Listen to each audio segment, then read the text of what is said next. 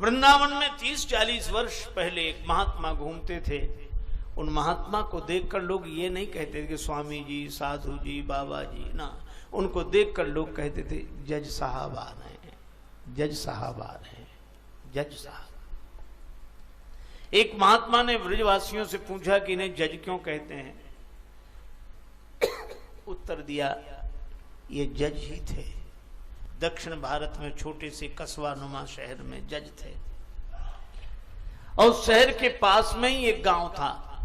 उस गांव में एक केवट रहता था, इतना सरल कि उस जैसा सरल व्यक्ति खोजना मुश्किल। नवम सरल सब सन छलहीना, भगवान कहते मम भरोस ही हरस न दीना। उसका नाम ही गांव वालों ने भोला रख दिया। कोई कुछ पूछता कि भोले भैया वो बात कैसी, कहता रघुनाथ जी जाने, मैं कुछ नहीं जानता, रघुनाथ जी जाने। इतना सरल, रघुनाथ जी जाने। उसके 2 बेटे, एक बेटी, बेटी विवाह के योग्य हुई। बेटों ने कहा पिताजी गांव के जमींदार से कर्ज ले लीजिए, हम ब्याज सहित चुका देंगे, बहन का विवाह हो जाए। केवट गया, 200 रुपए उधार लिए, ब्याज की दर तय हुई, निश्चित समय सीमा में लौटाने की बात कही। बेटी का विवाह हुआ, बेटी विदा हुई ससुराल के लिए।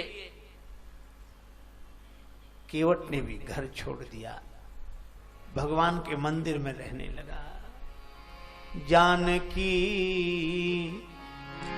जीवन की बलि है, जानकी जीवन की, जानकी जीवन की बलि। चित कहरा सिय पद परिहर, अब न कहूँ चली जय हूँ।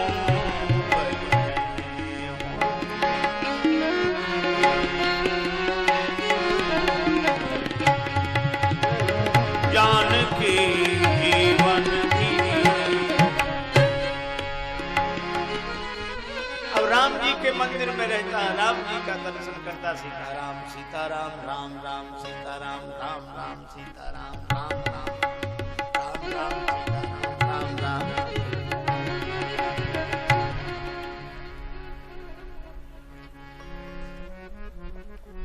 बेटों ने कमाई की, 6 महीने बाद पैसा दिया, पिताजी दे आओ। केवट गया, रुपया वापिस दिया, ब्याज दिया। सेठ जी ने रसीद भी लिख के दे दी, ले का पढ़ो इसमें क्या लिखा है। केवट बोला रघुनाथ जी जाने, मैं तो कुछ नहीं जानता।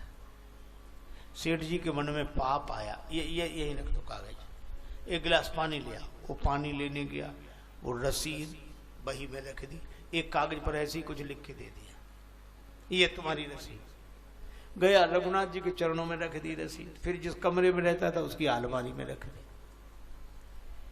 और उस व्यक्ति के मन में जो पाप आया था, उसने केवट के विरुद्ध मुकदमा दिया, और मुकदमा इन्हीं जज साहब की अदालत में आया। तारीख पर सेठ जी केवट दोनों गए।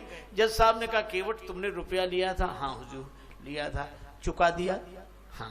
प्रमाण ये। कागज देखकर जज साहब बोले इससे तो सिद्ध नहीं होता कि तुम रुपया दे चुके हो। रोने लगा, हुजूर माई बाप मैं तो इसी को सब समझे था। जज साहब को दया लगी, अच्छा तुम रो मत, तुमने जब सेठ जी का रुपया उधार दिया, वापिस चुकाया, तो उस समय कोई और भी था तुम दोनों के बीच में? केवट रोते हुए बोला, हुजूर हमारे सेठ जी के बीच में सिवा रघुनाथ जी के और कोई नहीं था। अब उसने तो लिया भगवान का नाम रघुनाथ जी। जज साहब को लगा कि रघुनाथ जी कोई इनके गांव के रहने वाले होंगे। बोले अच्छा जाओ अगली तारीख को आना। दोनों को विदा कर दिया। जज साहब दयालु प्रवृत्ति के थे, अपने खर्चे से रघुनाथ जी के नाम सम्मन जारी कर दिया। अब चपरासी सम्मान लिए पूरे गांव में घूमे। मजे की बात, वहां रघुनाथ जी नाम का कोई आदमी नहीं था। चपरासी परेशान। एक ने कहा रघुनाथ जी का मंदिर जरूर है। कहा वही बताओ, हम तो परेशान है। मंदिर में गया, पुजारी जी बाहर बैठे सीताराम सीताराम कर रहे थे, और जो उसने देखा, रघुनाथ जी का मंदिर यही है? पुजारी बोले हाँ, ले सम्मान दिया। पुजारी जी ने देखा तो सोचने लगी, जब भगवान ने मंगा ही लिया तो हम काहे को वापस करें। पुजारी जी ने हस्ताक्षर कर दिए। चपरासी समझा कि यही रघुनाथ जी है, और उन्होंने भगवान के चरणों में रख दिया कि प्रभु, पोशाक कई बार आई होगी, मुकुट कई बार आए होंगे, पर सम्मान आपके पास भी पहली बार ही आया होगा। भक्त जो न कनाए सो थोड़ा, पर कृपा की न होती जो आदत तुम्हारी, तो सुनी ही रहती अदालत तुम्हारी।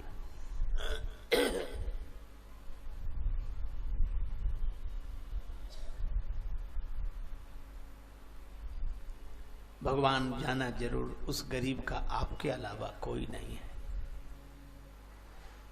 केवट से कहा कि तुमने रघुनाथ जी का नाम क्यों लिखा दिया? केवट बोला कोई झूठ लिखा दिया, सब जगह रहते तो वहां भी।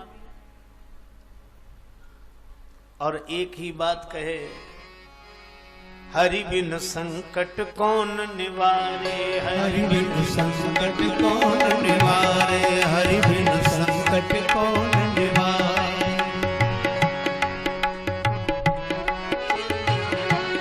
हरि बिन संकट कौन निवारे, हरि बिन संकट कौन निवारे, हरि बिन साधनहीन मलिन दीन में जाऊं किसके द्वारे, साधनहीन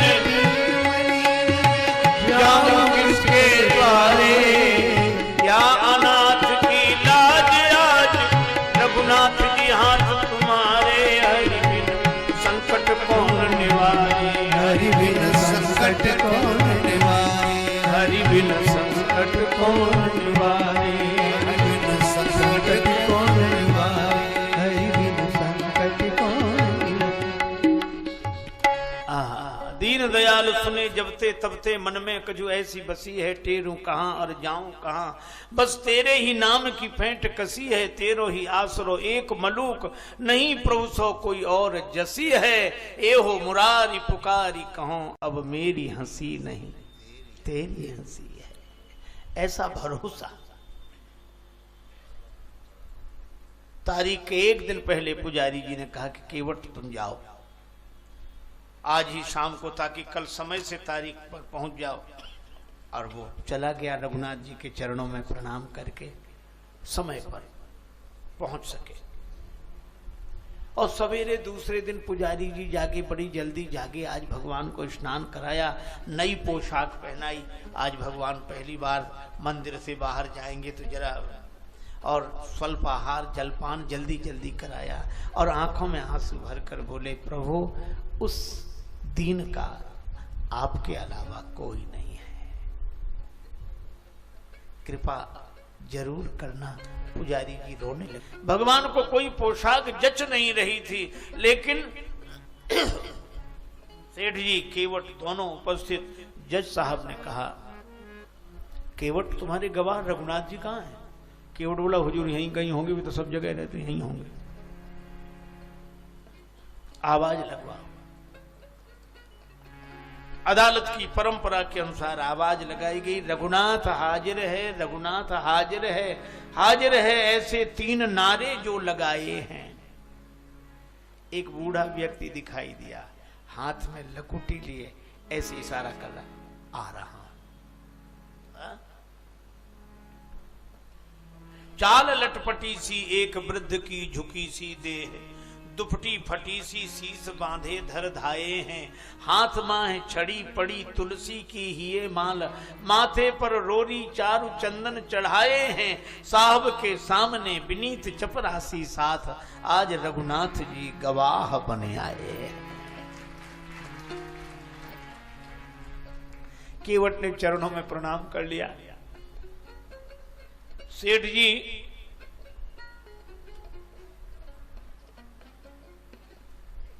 ने देखा ये कौन आदमी है,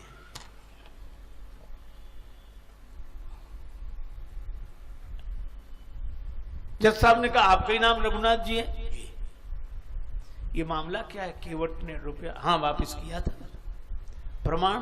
प्रमाण तो सेठ जी के पास खुद है, रसीद लिख ली थी इन्होंने। सेठ जी को यहीं रखा जाए, सिपाही भेजो, बही मंगाई जाए, उसमें रसीद निकल आई। वही हुआ, सिपाही भेजा गया, बही मंगाई गई, रसीद मिल गई।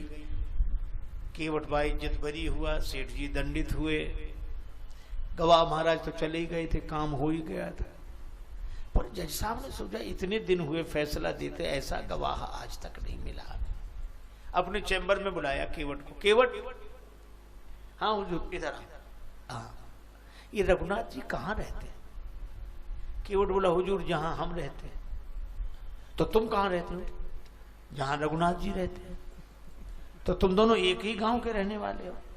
अरे सर, एक गांव एक जगह के? एक जगह के। कहां? मंदिर में। अच्छा, तो इन्होंने कोई मंदिर बनवाया? देखने से तो नहीं लग रहे थे कि मंदिर बनवाया हो,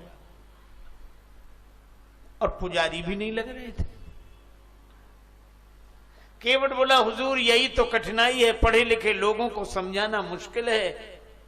ये वही हैं जो मंदिर में बैठे हुए हैं। अब जज साहब चौंके। चपरासी से कहा हस्ताक्षर किसने किए थे? चपरासी बोला हुजूर जिसने हस्ताक्षर किए थे वो आदमी ये नहीं था। जज साहब रोने लगे। रोते रोते अपने बंगले पर गए।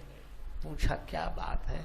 जज साहब ने कहा शुक सारद नारद शेष गणेश हु के नहीं ध्यान में आते रहे, सोई आज विनीत अदालत में केवटा के गवाह कहाते रहे।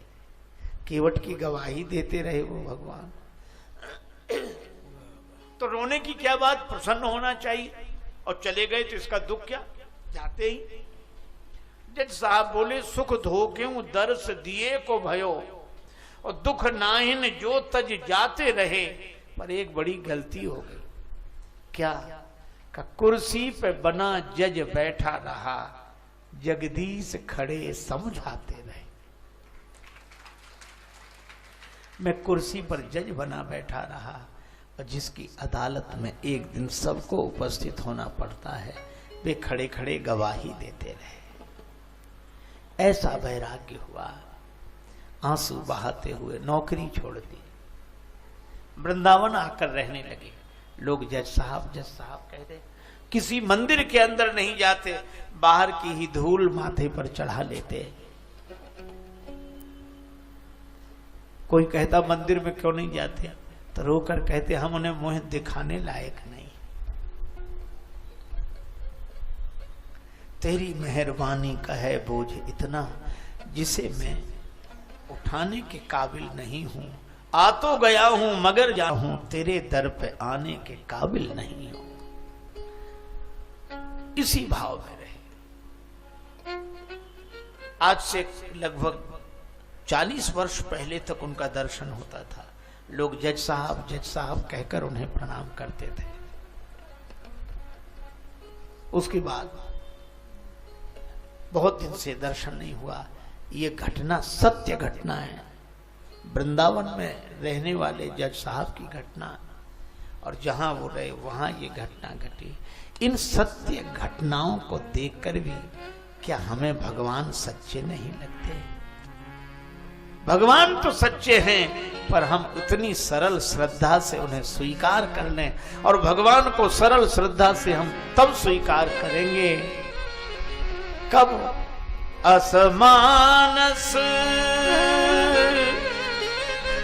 मानस चख चाही, भई कवि बुद्धि विमल अवगाही।